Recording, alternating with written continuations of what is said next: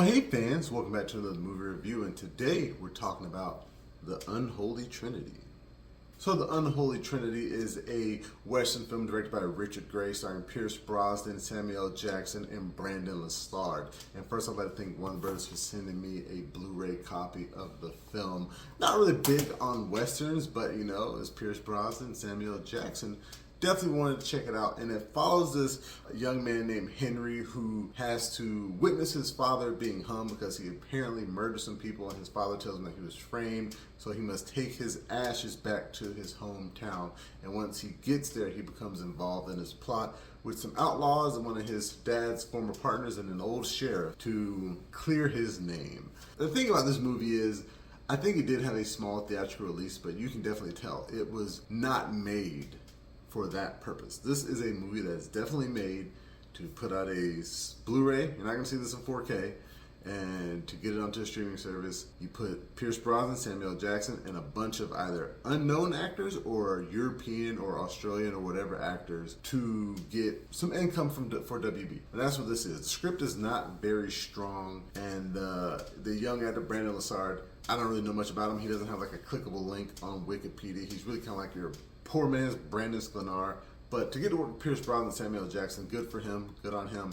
I hope his star continues to rise and he continues to get more roles. And if he's just becoming one of those working actors, that's fine. But his role isn't terrible. It's just kind of like not a lot there. Pierce Brosnan, I think, does a great job in this film. He portrays the Sheriff Gabriel. Definitely a lot of emotion to his role. He actually gets to use his, native accent, which I think is great. And I think it's very realistic because a lot of those people who were living in the Old West, they were immigrants from Europe. So they didn't just sound like these Western American cats. They sounded like Germans. They sounded like Scottish, Irish, wherever they came from. I really like that aspect of the character. His wife is German, definitely has a heavy German accent. You can see it with her maiden name. They keep all that in there. Same with Samuel L. Jackson's character. Now, Samuel L. Jackson's character sounds like Samuel L. Jackson, and that's fine. We all love Samuel L. Jackson. We love what he does. But the history, the fact that they work around the fact that, slavery was still going on when he was young, when he was working with Henry's dad. So when Henry's dad betrayed him, he just sold him into slavery. And he was like, there's nothing really I could do about it. I just had to, get my freedom and escape. And they definitely play into that and how a lot of slaves, to kind of get away from what was going on in the South, and they didn't really want to go up north, they went out west to try and make it rich like everybody else. So playing to that fact of that character, I enjoyed the portrayal, even though Samuel L. Jackson was pretty much here for a check. And his name is Saint Christopher, and what I like again about that character as well is like he's very duplicitous. He's the type of guy you think you can trust, but you really can't trust. He's only out for himself. He makes a lot of questionable decisions throughout the movie that I think the ending is like they just couldn't afford Samuel L. Jackson anymore, so they just killed his character off in like the stupidest way, when there was a way they could have settled that. But overall, it's a solid Western.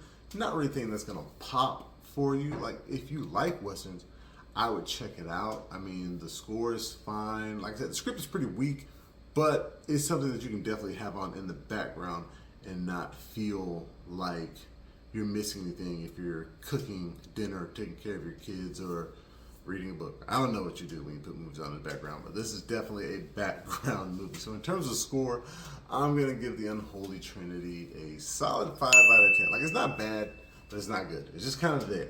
It's just kind of a movie that's there, that exists, and I think they can do better and should do better, because I think Westerns are what's it moving forward. Like what Ty Sheridan is doing with the Yellowstone universe. I think if you bring that back to the movie theaters, especially with the way superhero movies are on the decline, we can get a lot of great Westerns again, and that would be great. And I think studios should take note of that. I thank you guys again for joining me for this movie review. You can find the full review on YouTube and the website, flipfrogllc.com/flicksprog. You can find us on Facebook, Instagram, Twitter, and Reddit. And please, pretty please, make sure you like, share, and subscribe. And until next time, I'll be seeing you.